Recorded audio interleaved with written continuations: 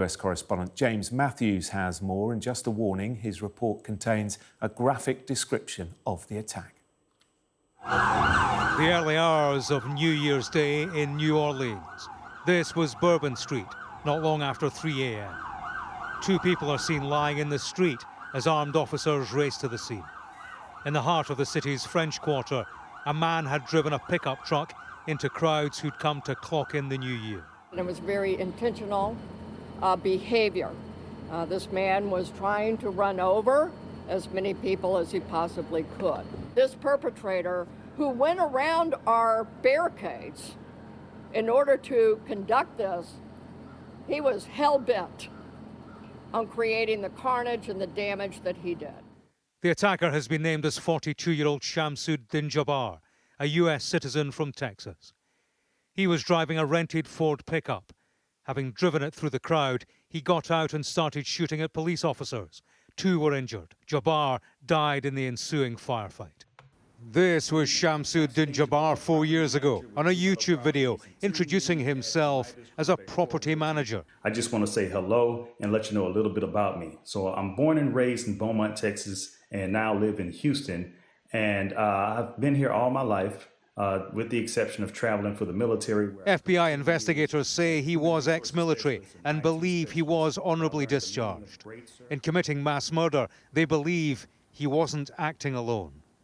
We do not believe that Jabbar was solely responsible. We are aggressively running down every lead, including those of his known associates. Weapons were recovered from the vehicle, as well as an improvised explosive device. Other devices were found in the vicinity. An ISIS flag was also recovered from the pickup. Investigators are calling this a suspected terror attack and are looking into potential links with terror groups. This has all the hallmarks of being a terrorist attack, including the size of the event that was targeted, the fact that it was a recognized New Year holiday here in the United States, and also the fact that a vehicle was used. As we know, Al-Qaeda and ISIS have been calling over the past several decades for the use of vehicles to be used to carry out terrorist attacks. The world comes to New Orleans to party all year round. It did last night.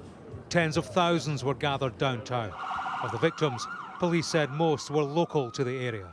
Revelers spoke of the panic that spread through the crowd. One man spoke to our partners at NBC amid questions over security. We have tank barricades, like the metal, hydraulic raising, unrammable barricades, because this has happened so many times. When we got there, me and my friend were surprised that they hadn't put these up. They never put the barricades up. This man was able to hit 70 miles an hour for a clean 8 to 10 blocks down Bourbon. For now, the key security questions centre on barriers placed between the attacker and his victims. President Biden issued a statement saying his heart went out to the victims. As he flew to Camp David, he said more. I've spoken to every member of the agency, from the CIA to our national security team, to our FBI, NSC, and we're gathering all the, and I spent a lot of time with the government, with the mayor. What was your reaction when you heard what happened?